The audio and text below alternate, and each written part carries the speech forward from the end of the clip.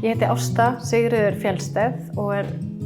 forstjóri Festi, fyrrum framkvæmdastjóri Krónunnar og ég fædd og uppalin í Breiðholti, sannkallaður breiðholtingur þó svo að útrásin hafi verið mikil og ég hafi verið búsett erlendis í 14 ár þar til ég kom aftur tilbaka 2017 til Íslands. Það sem drífur mig áfram, það að vakna alla morgna og vita það að ég sé að fara að hitta teymið mitt. Nánast hvar sem það hvort sem það í heimilinu eða í starfinu, að vinna þessari liðsheild, þessari verkefni saman, það það sem drífur mig áfram alla daga. Það mjög mikið að gera á þessu heimili, bæði hjá mér í minni vinnu sem auðvitað 3 barna móðir með eitt nýtt fætt, 3 ára og 6 ára og maðurinn minn sjálfstætt starfandi og fyrirtæki hans í Japan. Þannig að hann á sannkallari fleygiferð með flugi alla daga og við einhvern veginn bara lifum og hrærast í þessu. Þetta dýnamíkin á heimilinu og börnin auðvitað ganga fyrir þó svo þau viti líka að mamma og pabbi stundum í símanum. En við höfum svona heilaga stund að seinnipartinn þegar við komum heim þá leggjum við allt frá okkur og náum smá stund saman, kvöldmat og fleiru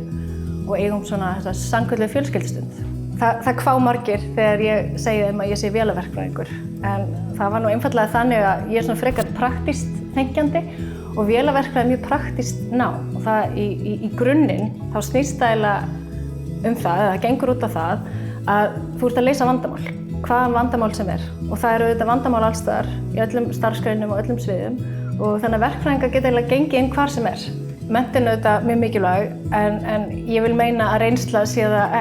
ekki síður og maður í sífelldri þekkingarleit og við hvert starf sem færist til þá að læra eitthvað nýtt og við eigum auðvitað að vera í símenntun og í mínu starfi og með mínu fólki þá maður auðvitað að fá nýjar áskoranir og þannig maður að leitast við í leiðinni líka nýrra leiða að leysa þessi vandamál. Þannig að þetta svona samtvinna, þessi menntun og reynsla sem mér finnst vera svo dýrmæt. Það sem gleður mig mest í vinnunni, myndi ég segja væri þegar maður sér fólk ná árangri með eitthvað verkefni eða einhverju starfi sem það kannski bjóst ekki við að það væri á réttum staði og maður hefur trú á fólkinu sínu og það nær að klára verkefnin, ná sigri, ná árangri og blómstra í starfinu. Það eiginlega það dýrmætasta. Þessi viðurkenning fyrir mig persónulega fyrst og fremst hvatning til þess að halda áfram bara á þeirri braut sem ég raun og veru á og að láta til mín taka sem stjórnandi í íslensku atvinnulífi. Ég stend á fertugu og ég vona svo sannarlega að ég eigi nóg eftir inni en þetta bara gríðarlega mikil hvatning og tek þessu með bara miklu þakklæti. Svona stærstu áskoranirnar í mínu starfi myndi ég segja annars vegar mannauðsmálin, að fá og laða til sín besta fólkið, það gríðarleg samkeppni það og hins vegar það auðvitað efnahagslegar áskoranir.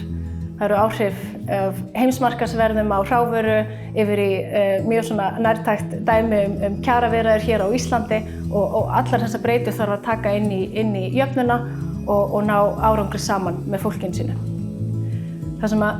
mig langar að ráðleggja börnunum mínum þegar þau verða komið til vits og ára kannski fyrst og fremst að elta draumana sína, læra að þekkja draumana sína, elta þá áður en maður verður of fastmótaður og búinn að minnka þessa áhættusækni sem maður með sem ungmanneskja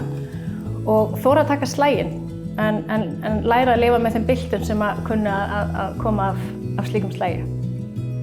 Ungt fólk sem að fara út í atvinnulífið, það má gjarnan hafa það í huga að þetta ekki alltaf beinn og breiður vegur frá einum punkti til annars að allt bara gangi á óskum og maður hafi planað allt frá upphafi og það gangi bara eins og uppalagt með. Það síður en svo og oftar en ekki hefur einmitt þessi svona